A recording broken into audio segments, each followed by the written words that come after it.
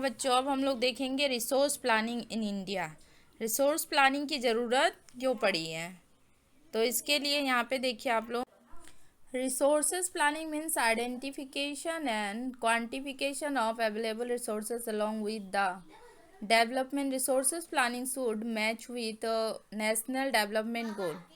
In India, the resources are vast, but there are development is insufficient or they are distributed unevenly. Some example are as follows.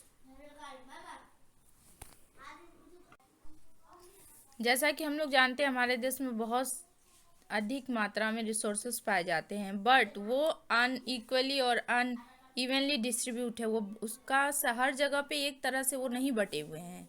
कहीं पे resource हैं तभी भी हम लोग उसका इस्तेमाल नहीं कर पा रहे हैं। जैसे नंबर 1 में देखिए, झारखंड, छत्तीसगढ़, मध्य प्रदेश, इन सब एरिया में कोल, मिनरल्स ये बहुत ज़्यादा मात्रा में पाए जाते हैं, but we are not technologically sufficient, और या फिर कहिए वहाँ पे ऐसा कोई इंस्टीट्यूशनल सपोर्ट नहीं है जो उन मिनरल्स का अच्छी तरीके से इस्तेमाल किया जा सकता है। Second point, Arunachal has abundant water resources. वहाँ पे बहुत ज़्यादा वाटर रिसोर्सेज पाया जाता है, लेकिन इंफ्रास्ट्रक्चर की कमी है, जिस वजह से हम उसका सही तरीके से इस्तेमाल नहीं कर पा रहे हैं। नेक्स्ट, राजस्थान में देखिए, विंड एंड सोलर एनर्जी बहुत अच्छी मात्रा में पाई जाती है, बट वहाँ पे क्या है, वाटर रिसोर्सेज की कमी है। Some state like Punjab, Haryana, इन सब स्टेट में देखिए कोई रिसोर्स नहीं है, but this area is economically developed. लेकिन यहाँ पे जो है एरिया जो है आर्थिक रूप से डेवलप्ड है। तीसरा, लास्ट पॉइंट देखिए, the cold desert of Ladakh lake natural resources. Ladakh lake में नेचुरल रिसोर्सेज की कमी है, बट वहाँ पे कल्चरल हेरिटेज बहुत ही फला फूला है। अब देखिए, प्रोसेस ऑफ रिसोर्स प्लानिंग। तो इन रिसोर्सेज को प्लानिंग किस तरह किया जाए। पहले नंबर तो उसका आइडेंटिफिकेशन हो, ये हम लोग पता लगाएं कहाँ कहाँ कौन कौन से रिसोर्स हैं। नेक्स्ट, प्लानिंग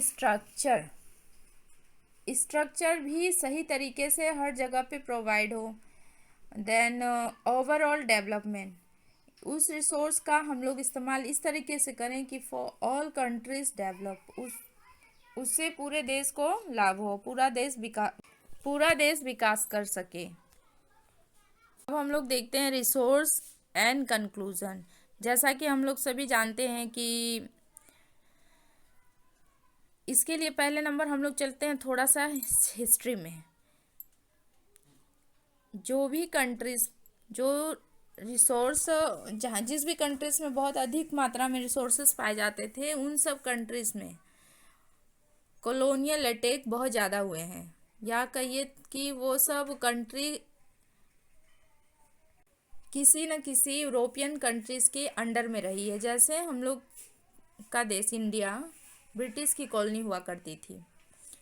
वो हमारे देश में हमेशा क्यों attack, not only British but उससे पहले कई इन्वेडर्स ने अटैक किया। क्यों? क्योंकि यहाँ पे बहुत अच्छी मात्रा में रिसोर्सेज पाए जाते थे। तो लास्ट में देखिए, जैसे ब्रिटिश आई और कॉलोनी बना ली, उन्होंने हमारे रिसोर्सेज का क्या किया, बहुत ही